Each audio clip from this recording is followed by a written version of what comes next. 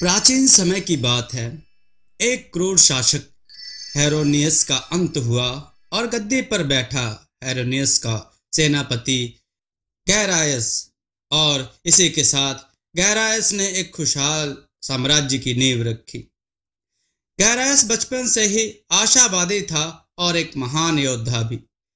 पूरे विश्व भर में उसकी महानता के किस्से व्याप्त थे। गैरायस अनाथ था। लोग उसे बचपन से दैवीय माना करते थे।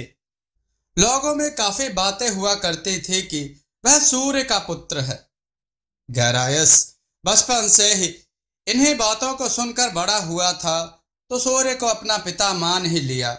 वह घंटों सूर्य की साधना किया करता था।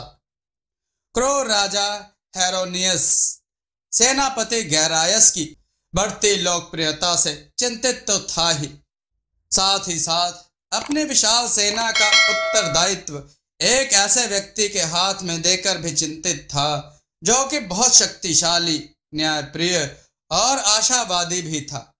उसे मन ही मन डर था कि वह एक दिन उसके काले साम्राज्य का अंत ना कर दे। कालांतर में ऐसा ही हुआ। गैरायस ने सेना में विद्रोह शुरू कर दिया और हेरोनियस को गद्दी से उखाड़ फेंका। गैरायस ने उसे जनता को सौंप दिया और जनता ने उसे उसके किए की सजा दी। उसे किले के सबसे ऊंचे नुकीले खंबे पर टांग कर मार डाला और गैरायस को राजगद्दी पर बिठाकर साम्राज्य की आजादी का जश्न मनाया। लोगों के दिलों में गैरायस के लिए बहुत इज्जत थी। जनता उसे अपना ईश्वर मानकर पूजा करती थी। गैरायस इतना शक्तिशाली था कि आसपास के राजा उससे मधुर संबंध रखने में ही अपना हित समझते थे, और यही मधुर संबंध जल्द ही रिश्तेदारी में भी बदल गए। उसने पास के ही एक राज्य के राजा की बेटी शैरोना से विवाह कर लिया। शैरोना की खूबसूरती के किस्से आसपास के सभी राज्यों में फैले थे। पूरा साम्राज्य शैरोना को देवी के रूप में पूजने लगा। महारानी शैरोना और राजा गैरायस का आपसी संबंध समय बीतते बीतते और प्रगाढ़ हो गया। महारानी शैरोना पूरी प्रजा का ध्यान रखती थी और राज्य में जो भी समस्याएं अपने तौर पर पाती, उन्हें बेहिचक एक सलाहकार के रूप में राजा से कह दिया करती। दोनों के गुण आपस में बहुत मेल खाते थे। महारानी शैरोना जितनी कोमल और शांत स्वभाव बाहर से थी, उतने ही कठोर भीतर से भी। वह किसी भी युद्ध से पूर्व अपने रक्त से महाराज का तिलक लगाकर उनके विजय की कामना करती थी। पूरा साम्राज्य गैरायस के राज्य में खुशहाल और संपन्न था, पर यह खुशहाली ज्यादा समय तक नहीं टिक सकी। एक रात महाराजा गैरायस के चिल्लाने की आवाज आई। महारानी शैरोना और उनके अंगरक्षक भागे भागे महाराज के कक्ष में आए तो पाया कि महाराज मूर्छित पड़े हैं। पूरे राज्य में शोक छा गया। सभी लोग महाराजा के जल्द स्वस्थ होने की कामना करने लगे। महाराजा को कई दिनों तक होश नहीं आया। होश न आने पर महारानी शैरोना ने राजकाज संभाला। सभी लोग विस्मित थे कि ऐसा महाराज जिससे स्वयं काल भी भय खाता हो, ऐसे महाराज गैरायस को भला कौन मूर्छित कर सकता है। पूरे राज्य में महाराज के मूर्छित होने की खबर आग की तरह फैल गई और कुछ ही समय बाद पूरे राज्य में अजीब अजीब सी घटनाएं घटित होने लगी। राज्य में 20 से 25 वर्ष के युवक गायब होने लगे। कुछ लोगों की बहुत बेरहमी से आधी जली हुई लाशें मिलने लगी, तो कुछ की आधी खाई हुई, मानो किसी पिशाच ने उनका भक्षण किया हो। पूरे साम्राज्य में शैतानी काले बादल मंडराने लगे। महारानी ने पूरे राज्य में गुप्तचर भेज दिए, पर किसी भी शत्रु का कोई पता न चला। महारानी शैरोना आश्चर्य में थी कि उनके खुशहाल साम्राज्य को आखिर किसकी नजर लग गई। क्या शैतानी शक्तियां राज्य पर हावी हो गई हैं और महाराज गैरायस कैसे मूर्छित हुए। इसी बीच कुछ समय बाद महारानी ने एक कन्या को जन्म दिया। नाम रखा गया मोहिनी। राजकुमारी के जन्म लेते ही तेज बारिश शुरू हो गई। और बारिश के बाद सूरज की तेज रोशनी से महल किसी सोने जैसा चमकने लगा। राजकुमारी के चेहरे पर एक अलग ही लालिमा थी। राज्य में खुशियां फिर लौट आई, लेकिन सबके मन में राजकुमारी की असुरक्षा का भय भी था। महारानी ने पूरे महल को मंत्रोच्चार से शुद्ध करवा लिया। पूरे महल की घेराबंदी कर दी गई और महल में ही उनका पालन पोषण और शिक्षण संपन्न हुई। राजकुमारी मोहिनी अब 20 वर्ष की हो चुकी थी। महाराज को बेसुध पड़े 20 वर्ष हो गए थे। राजकुमारी को किसी भी बाहरी व्यक्ति से मिलने की पाबंदी थी। राज्य में अभी भी विचित्र घटनाएं घटित होती रहती थी, जिनसे राजकुमारी अभी तक अनभिज्ञ थी। राजकुमारी को भारी सुरक्षा बलों के साथ महल के बाहर के बाग तक ही यदा कदा ले जाया जाता था। उन्हें पता था कि यह उनकी सुरक्षा के लिए ही है, लेकिन फिर भी उनके मन में बाहर की दुनिया देखने की तलब थी। वह जानना चाहती थी कि उनके पिता को क्या हुआ है और क्यों।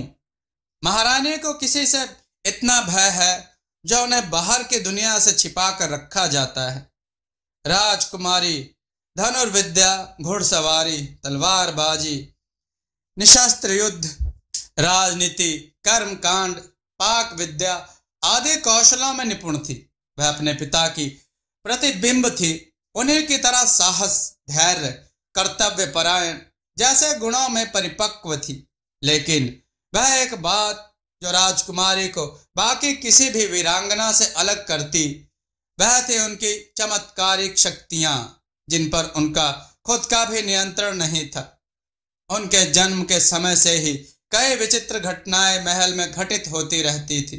फिर चाहे वह 1 वर्ष की उम्र में अपने ही धुन में सूर्य की प्रतिमा फिर चाहे वह 1 वर्ष की उम्र में अपनी ही धुन में सूर्य की प्रतिमा से घंटों बातें करना हो, या 7 वर्ष की उम्र में माथे पर सूर्य चिन्ह का स्वतः ही बन जाना, या फिर अपने धनुर्विद्या के पहले ही प्रयास में एकदम सटीक निशाना साधना। महल में कई ऐसी घटनाएं भी घटित होती रहती थी जो कि निस्संदेह चमत्कारिक थी। लोगों का मानना था कि राजकुमारी मोहिनी कोई साधारण राजकुमारी नहीं है, बल्कि राजकुमारी का जन्म किसी विशेष उद्देश्य के लिए हुआ है। बचपन में राजकुमारी ने महल से बाहर जाने का प्रयास कई बार किया। पकड़े जाने पर कभी कभी तो दुबला पतला सैनिक भी उन्हें एक हाथ से उठाकर वापस महारानी को सौंप देता था, तो कभी 200 से 300 सैनिकों का भी उन्हें रोक पाना मुश्किल हो जाता था। राजकुमारी में अद्भुत शक्तियां थी, यह बात वह स्वयं भी जानती थी, लेकिन उन्हें अपनी शक्तियों पर नियंत्रण नहीं था, जिस पर वह किसी भी प्रकार से पूर्ण नियंत्रण पाना चाहती थी। हमेशा की तरह महीने में 1 दिन उन्हें बाग की सैर पर ले जाया जाता था। आज भी उन्हें बाग की सैर पर ले जाया जाना था।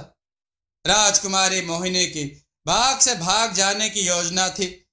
जैसे 500 से 600 सैनिकों के घेरे में राजकुमारी को बाग की सैर पर लाया गया, राजकुमारी ने भागने का प्रयास किया। राजकुमारी ने एक सैनिक से उसका धनुष छीन लिया और जैसे ही तरकश से तीर निकालकर बाकी सैनिकों पर छोड़ा, तो वह तीर 600 सर्प बंधनों में बदल गया और सारे सैनिकों को 600 सर्पों ने जकड़ लिया। राजकुमारी कुछ देर तक आश्चर्यचकित होकर धनुष को देखने लगी। वह स्वयं अचंभित थी कि एक साधारण धनुष से यह कैसे संभव हो गया। इतने में ही महल से और सैनिक उन्हें पकड़ने के लिए दौड़े कि अचानक सबके सामने धुंध छा गई। एक सफेद खूबसूरत घोड़ा राजकुमारी को लेने के लिए ना जाने कहां से वायु की तेजी से पहुंच गया। राजकुमारी जैसे ही घोड़े पर बैठी, वह देखते ही देखते गायब हो गया। पूरे राजमहल में सन्नाटा छा गया। राज्य शोक में डूब गया। महारानी शहरोना आज पहली बार रो पड़ी। उन्होंने राजकुमारी को ढूंढने के लिए पूरे राज्य में और आसपास के राज्यों में सैनिक और गुप्तचर भेज दिए। इधर सफेद घोड़ा राजकुमारी को एक अलग ही दुनिया में ले गया और एक विशाल झरने को अपनी गति से चीरते हुए भीतर की गुप्त गुफा में घुस गया। राजकुमारी जब उतरी तो पहले तो उस जगह की सुंदरता पर मंत्रमुग्ध हो गई और फिर घोड़े को सहलाते हुए उसे निहारने लगी। ऐसा सुडौल, आकर्षक, चमत्कारिक घोड़ा राजकुमारी ने पहले कभी नहीं देखा था। राजकुमारी ने उससे पूछा, हमें वहां से निकालने के लिए आपका धन्यवाद। क्या आप हमेशा के लिए हमारे साथ रहना चाहेंगे? घोड़ा हिनहिनाते हुए राजकुमारी का स्नेह आलिंगन करने लगा। वह राजकुमारी का साथ पाकर प्रसन्न था। राजकुमारी मन ही मन सोचने लगी कि घोड़ा उसे इस गुप्त गुफा में क्यों लेकर आया होगा कि तभी एक आवाज आई, आपका स्वागत है राजकुमारी मोहिनी। राजकुमारी पीछे मुड़ी तो देखा वहां कोई नहीं था। मैं आपका सेवक हूं राजकुमारी, मैं आपका सेवक हूं राजकुमारी। मैं राजवंश का कुल पुरोहित था। मुझे उस क्रूर सम्राट हेरोनियस ने बंदी बनाया था। सम्राट काली विद्या में निपुण था। मैंने एक दिन जनहित में अन्याय के खिलाफ आवाज उठाई तो उसने मुझे बेरहमी से मार पीट कर मेरी आत्मा को इस गुफा में कैद कर लिया। तुम्हारे पिता बड़े ही वीर हैं। उन्होंने उसे मार मार कर साम्राज्य को क्रूरता से मुक्त तो करा लिया, लेकिन उसकी आत्मा अभी भी प्रतिशोध की ज्वाला में जल रही है। वह दुष्ट राक्षस राज्य के ना जाने कितने नौजवानों को अपनी शैतानी शक्तियों से वशीभूत करके एक विशाल राक्षसी सेना बना रहा है। तुम्हारे पिता सूर्य पुत्र हैं। उन्हें सूर्य से अमरता का वरदान प्राप्त है। उन्हें युद्ध में कोई नहीं हरा सकता था, इसलिए छल कपट से काले मंत्रों द्वारा हेरोनिस की आत्मा उन्हें मूर्छित ही कर पाई।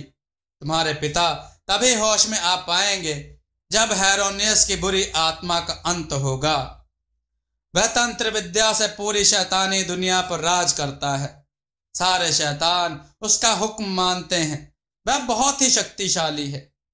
सूर्य ने आपको चुना है राजकुमारी, और यह जो घोड़ा आप देख रही हो यह दैवीय घोड़ा है।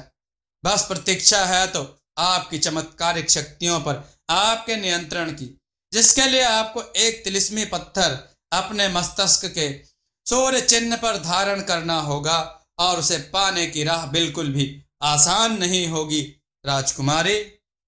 मुझे उस चमत्कारिक पत्थर के बारे में ज्यादा तो नहीं मालूम, लेकिन इस जादुई दुनिया में कुछ लोग रहते हैं जो आपकी कुछ मदद कर सकते हैं। मेरी सलाह है आप उनसे तिलिस्मी पत्थर के बारे में पता कीजिए। यकीनन वे कुछ ना कुछ आपको जरूर बताएंगे। अच्छा, तो इस खूबसूरत जादुई जंगल में इंसान भी रहते हैं? राजकुमारी ने पूछा। हाँ राजकुमारी, और आपको उनसे जरूर मिलना चाहिए। वे बहुत ही प्यारे और शांति प्रिय लोग हैं। वे लोग काफी शरारती तो है ही, विद्वान भी हैं। आपको तिलिस्मी पत्थर के बारे में उन्हीं से कुछ पता चल पाएगा। मुझे भी तभी मुक्ति मिल पाएगी जब उस दुष्ट हेरोनियस का अंत होगा, राजपुरोहित बोले। राजकुमारी घोड़े पर बैठकर गुफा से बाहर आ गई। चारों ओर खूबसूरत हरा भरा जंगल, उड़ते हुए पंछी, तितलियां, झरने की मधुर आवाज, सब कुछ जादुई था।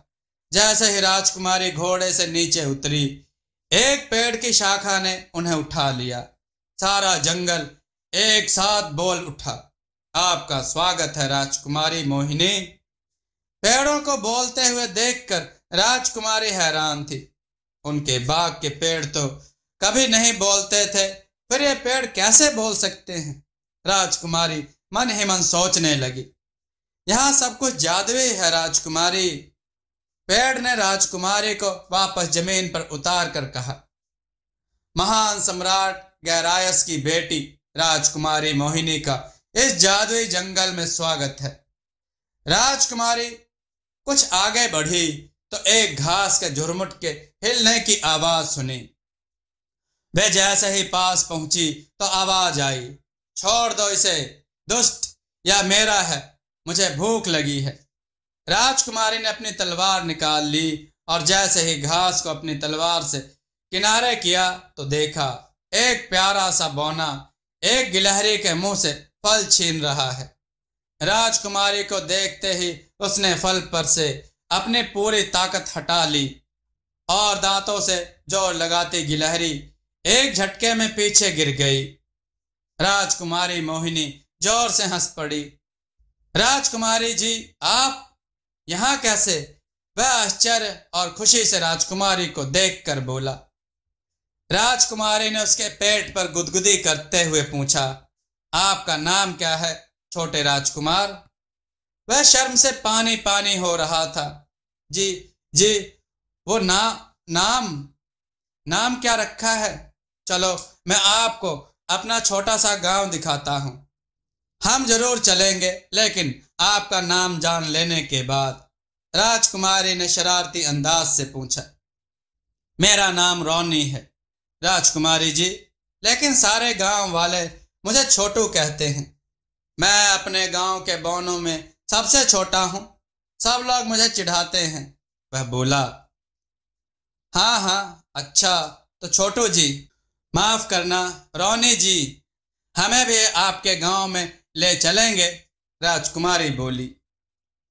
क्या राजकुमारी जी, आप भी मजाक करने लगी? चलिए, आपको देखकर सब लोग खुश हो जाएंगे, देखना, रोनी बोला। राजकुमारी ने रोनी को उठाकर घोड़े पर बिठाया और दोनों गांव की तरफ चल पड़े। गांव पहुंचते ही रोनी अजीब सी कोयल जैसी आवाज निकालने लगा। सारे बौने अपने छोटे छोटे घरों से बाहर आ गए। देखो देखो, मुझे जंगल में कौन मिला? साम्राज्य की राजकुमारी मोहिनी आई हैं हमसे मिलने, और वह मेरी अच्छी दोस्त भी बन गई हैं। इसलिए अब से मुझे कोई नहीं चिढ़ाएगा। जल्दी से सब लोग बाहर आओ। वह उत्साहित होकर बोला। क्या राजकुमारी मोहिनी, यह कोई सपना तो नहीं है? अरे संभल कर चलो, धक्का मुक्की नहीं। क्या राजकुमारी मोहिनी आई हैं? ये मेरी राजकुमारी मोहिनी आ गई। सारे बौने खुसर फुसर करते दौड़ते दौड़ते राजकुमारी मोहिनी के पास आए। ए गंदे, पहले नहाकर आ। और तुम काका, हलवा पूरी बट रही है क्या? राजकुमारी को मेरे अलावा कोई नहीं छुएगा। दूर हो जाओ, दूर हो जाओ, ज्यादा पास नहीं। छोटू रोनी राजकुमारी के अंग रक्षक जैसा बर्ताव कर रहा था। वह बहुत खुश था और सारे गांव के बौने भी। रोनी राजकुमारी को यहां लाकर गांव वालों के सामने गर्व महसूस कर रहा था।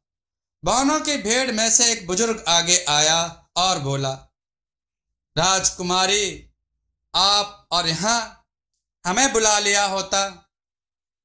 हम यहाँ किसी विशेष कार्य से आए हैं और कुछ दिन हम यहीं रहना चाहेंगे, यदि आप आज्ञा दें तो। राजकुमारी बोली। हम आज्ञा दें, और वह भी आपको? सब कुछ आप ही का तो है राजकुमारी जी। महान सम्राट गैरायस की दैव्य पुत्री राजकुमारी मोहिनी का हमारे छोटे से गांव में स्वागत है। वह बुजुर्ग बौना बोला। राजकुमारी जी, हमारे आवास आपके लिए बहुत छोटे हैं, पर आप कुछ क्षण रुकिए, हम अभी आपके लिए घर बनवाते हैं। चलो साथियों, लग जाओ काम पर। देखते ही देखते सारे बौने लकड़ियों से विशाल घर बना लिए। हमें समझ नहीं आ रहा कि आपका धन्यवाद कैसे करें। आप सब बहुत ही नेक दिल हैं और बहुत ही प्यारे हैं। राजकुमारी बोली। धन्यवाद तो हमें आपका करना चाहिए, जो आपने हमें आपकी सेवा का मौका दिया। मित्रों, कथा का यह भाग आप लोगों को कैसा लगा, कमेंट में जरूर बताइएगा। दोस्तों, आपको यह कथा कैसी लगी, अपने विचार और सुझाव कमेंट में जरूर दें। हमारी कथाओं को लाइक करें, हमारे चैनल को सब्सक्राइब करना न भूलें। हमारी कथाओं को शेयर जरूर करें, जिससे लोगों को अच्छा ज्ञान प्राप्त हो। जय श्री राम भक्तों।